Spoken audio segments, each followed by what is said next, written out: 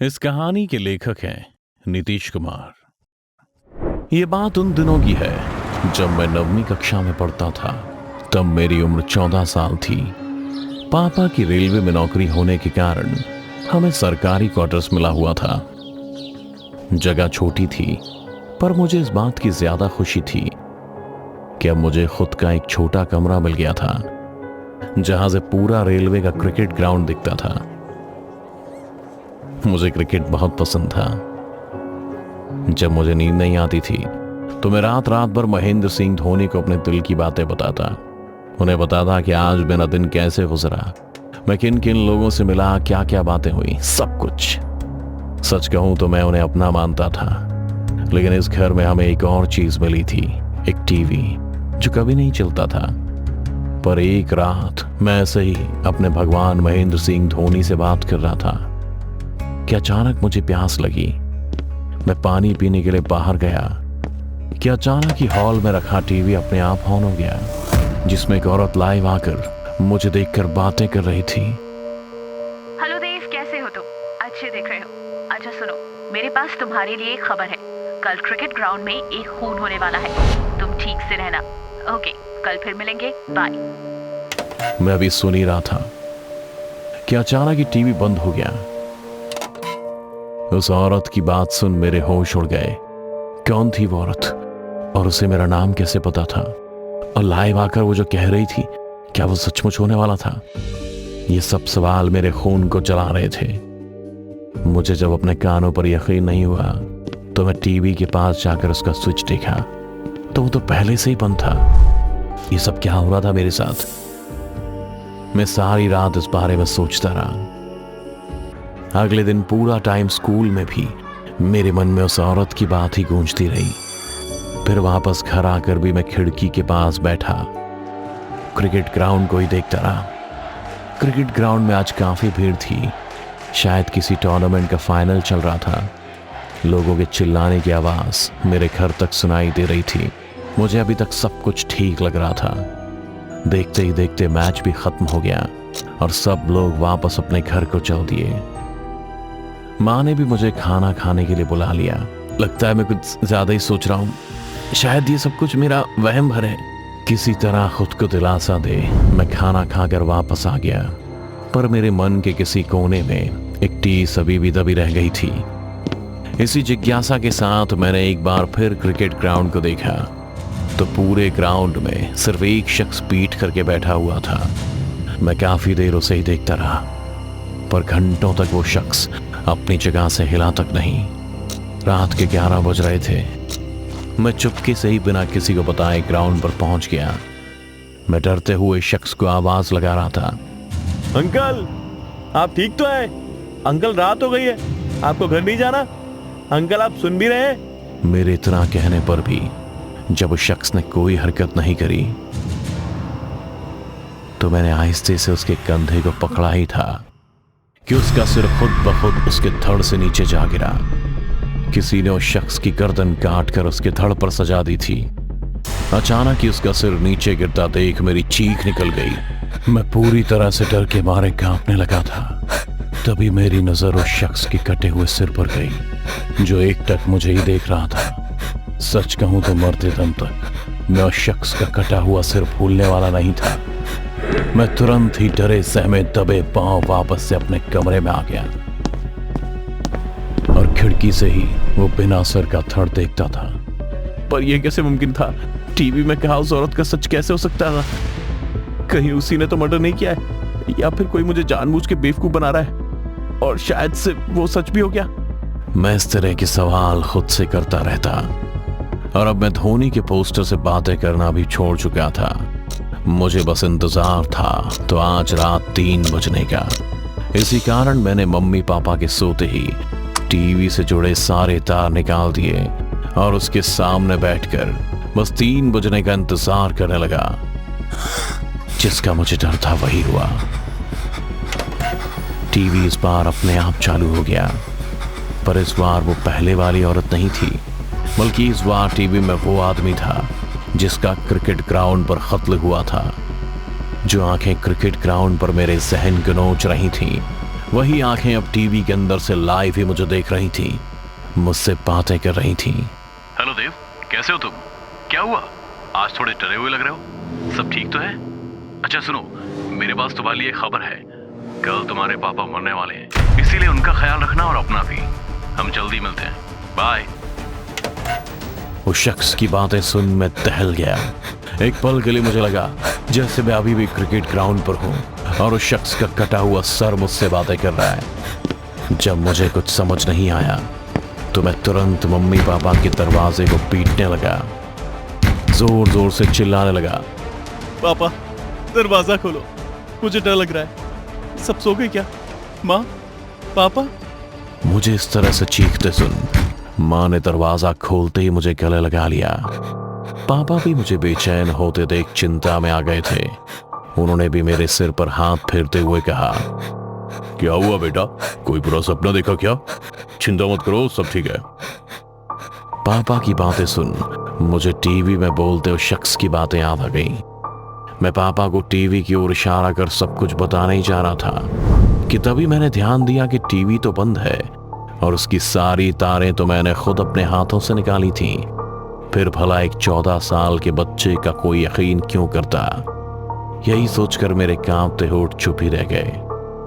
माँ पापा को लगा कि मैंने टीवी में कोई डरावनी चीज देख ली है, जिस वजह से मैं बहुत डर गया हूं। मैं डर तो गया था, लेकिन आने वाले कल से उस रात मैं माँ पापा के साथ ही सोया और रात भर आंखें बंद कर यही दुआ करता रहा कि कल का सूरज ना निकले। लेकिन कल सूरज निकला भी और उसने अपना सफर पूरा कर रात की काली चादर भी ओढ़ ली। माँ पापा अभी तक क्यों नहीं आए? अब तक तो आ जाते थे। और मैंने जब सुबह ही बोला था कि मुझे आज दिन भर पापा के साथ रहना है, तो फिर माँ पापा काम पर चले गए। क्या एक दिन में मेरे लिए छुट्टी नहीं ले सकते थे? मेरी इस बात पर माँ ने कहा, देव मैं देख रही हूँ, कल रात से ही तुम बहुत अजीब बर्ताव कर रहे हो। आखिर तुम्हें हो क्या गया है? अभी पिछले हफ्ते ही तो हम लोग वाटर पार्क गए थे और इस हफ्ते तुम्हें फिर से घूमने जाना है। बहुत हो गया अब तुम्हारा। लगता है तुम देर रात तक बहुत टीवी देखते हो। अब बस, और नहीं, अब ये सब कुछ बंद, समझे? कि अचानक ही माँ का फोन बजने लगा। माँ के फोन उठाते ही मैं उनके चेहरे का रंग बदला साफ देख सकता था। बात खत्म होते ही माँ की आंखें नम हो गईं, फिर टप टप कर सैकड़ों आंसू गिरने लगे। अब उनके हाथ पांव कांपने लगे थे। माँ के हाव भाव बदलते देख मेरे अंदर भी डर का सैलाब उमड़ पड़ा था। माँ तुम कुछ बोलती क्यों नहीं हो? माँ कुछ तो बोलो। माँ पापा ठीक तो है? मैं माँ को झकझोरते हुए उनसे पापा के बारे में पूछे जा रहा था, पर माँ ने मेरी किसी भी बात का कोई जवाब नहीं दिया। बस मेरे सर पर प्यार से हाथ फेरती हुई बोली, बेटा तुम घर पर ही रहना, मैं कुछ देर में आती हूँ, सब ठीक हो जाएगा और घबराना नहीं, मैं हूं ना। माँ ने मुझे बस इतना कहा और 2 कदम चली थी कि उन्हें पैरालिसिस का अटैक आ गया। रात भर अस्पताल के चक्कर काटने के बाद सुबह माँ वापस घर आई थी, पर पापा का अभी कुछ भी पता नहीं था। पैरालिसिस के अटैक के बाद माँ बस बोल सकती थी, लेकिन अब वो पूरी तरह से चलने में असमर्थ हो गई थी। मेरा पूरा घर अब सुनसान हो चुका था। मैं घर के कोने में गुमसुम सा बैठा रहता और माँ अपने कमरे में बिस्तर पर रोती रहती। अब न मुझे भूख लगती थी और ना प्यास। ऊपर से अभी तक पापा का कुछ अता पता नहीं था। पापा का पता लगाने का मेरे पास बस एक ही तरीका था, वो टीवी। देखते देखते कब रात के 3 बज गए मुझे पता ही नहीं चला। टीवी की तारें अभी भी टीवी से अलग थीं, मगर हर बार की तरह टीवी अपने आप ही ऑन हो गया। और इस बार जो मैंने देखा उसे देख मेरी आंखों से आंसू नहीं थम रहे थे। इस बार टीवी में लाइव मेरे पापा थे। हेलो मेरे बेटे देव, कैसे हो तुम? क्या हुआ? आज तुम इतना रो क्यों रहे हो? सब ठीक तो है? अच्छा सुनो, मेरे पास तुम्हारे लिए खबर है। कल हमारे घर के ठीक सामने वाले घर में 4 लोगों की मौत होने वाली है, इसलिए अपना और अपनी माँ का ख्याल रखना। हम जल्दी मिलते हैं, बाय। इतना कहकर टीवी बंद हो गया। टीवी के बंद होते ही मैं तुरंत ही छटपटाता हुआ पापा पापा करता टीवी को गले से लगा लिया था। नहीं पापा नहीं, आप कहाँ चले गए? हम सबको आपकी जरूरत है पापा, प्लीज लौट आओ ना। पापा आप सुन भी रहे हो? मैं आपको वापस बुला रहा हूँ पापा। पापा को बुलाता हुआ मैं टीवी को झकझोरने लगा। इस पर भी जब मेरा मन नहीं भरा तो मैंने टीवी को फोड़ दिया। माँ भी इतना शोर शराबा सुन नींद से जाग गई थी, पर मैंने उन्हें पड़ोसी का झगड़ा बताकर दोबारा सोने को कह दिया और खुद भी सोने चल दिया। अगली सुबह जब मैं नींद से उठा तो देखा टीवी वापस से पहले जैसा पड़ा हुआ है। उस पर खरोच का एक निशान नहीं था, पर अब मेरे अंदर एक जिद पैदा हो चुकी थी। मुझे अब किसी भी हाल में इस टीवी का राज जानना था।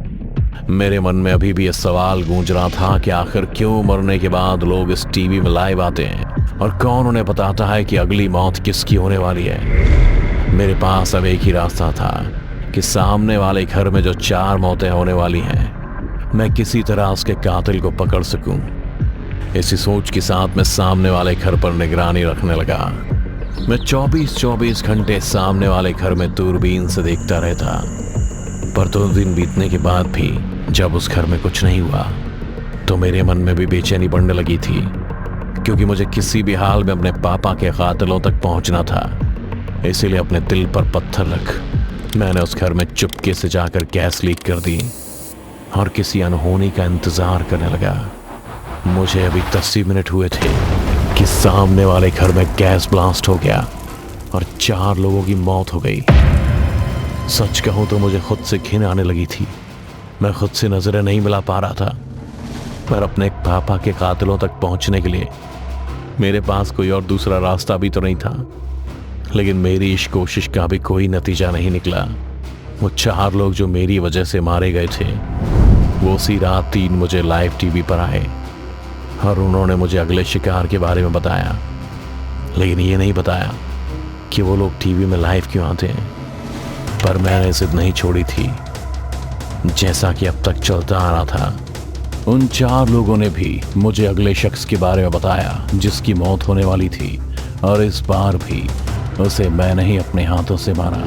फिर उसके बाद किसी और, उसके बाद एक और को, फिर एक और। ऐसे ही अब मैं रोज रात को 3 बजे लाइव न्यूज़ देखता और रोज एक कत्ल को अंजाम देता हूँ। जो लोग मेरी ये कहानी देख रहे हैं वो लोग शायद मुझे पागल कहेंगे, या फिर उनके लिए मैं एक साइको या सीरियल किलर हूँ, पर सच तो ये है कि मैं रोज रात को 3 बजे लाइव टीवी देखता हूँ और बताए गए हर शिकार, हर हादसे को खुद अंजाम देता हूँ।